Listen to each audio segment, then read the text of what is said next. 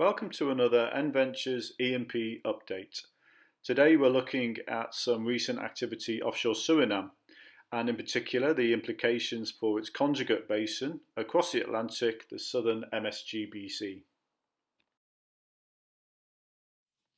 Let's start in the Suriname-Guyana basin.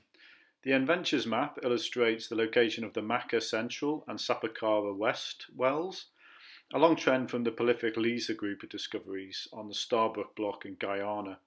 Here in Block 58 in Suriname, Apache with partner Total have discovered oil and condensate in the Campanian and oil in the Santonian, and the group is currently drilling the Kwaskwasi-1 as we record this. These are deep wells, TDing just over 6 kilometres, and the Turonian is still out of reach in some parts. So this is an Upper Cretaceous play with reservoir and source within the Surname to Campanian.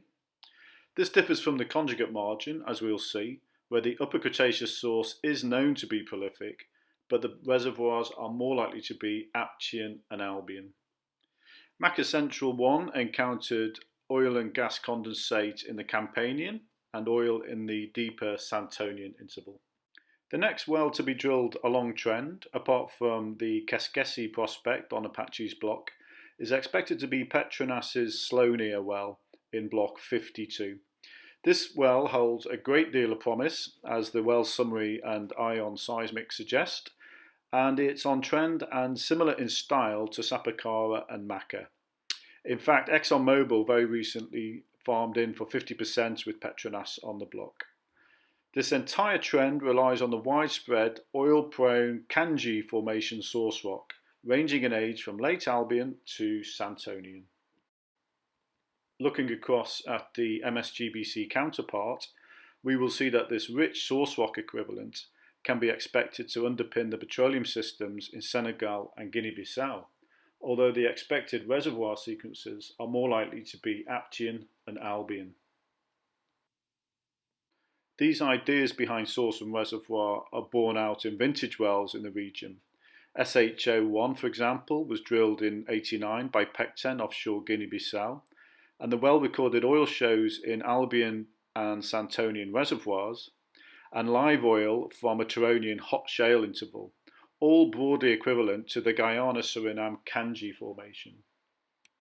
Sinapa 2 was a small oil discovery offshore Guinea-Bissau, drilled in 2004 by Premier, yet to be developed and superseded for now by the platform margin play highlighted by the Sangomar field further north.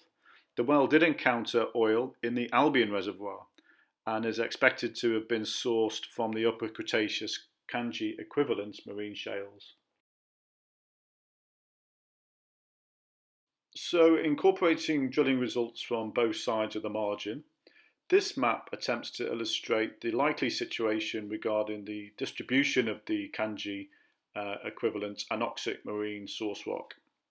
With little or no deposition over the tilted Jurassic platform highs, and with thin overburden over the platform crests, the source is likely to follow the coastal shelf areas, as illustrated at Sinapa, and then re-establish itself out into the ultra-deep, as illustrated by Fan in Senegal and Maka Central in Suriname.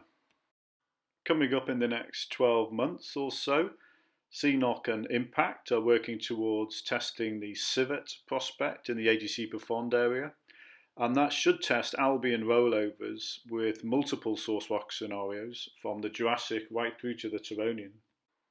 Supernova Energy has a multi-billion barrel target at Lead F in the deepwater province of southern Guinea-Bissau, a large rotated fault block with postulated lower Cretaceous reservoirs, and an expected oil charge from deep marine shales to the west, and possible Kanji equivalent Upper Cretaceous shales in the Graben to the east. TGS have completed in June 2020 the processing of the large JARN 3D multi-client survey over the MSGBC basin, and we recommend a look at the map story they created at tgs.com.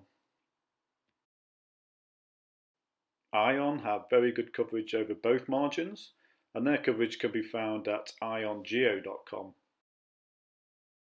Join us again for another E&P update from the team at NVentures.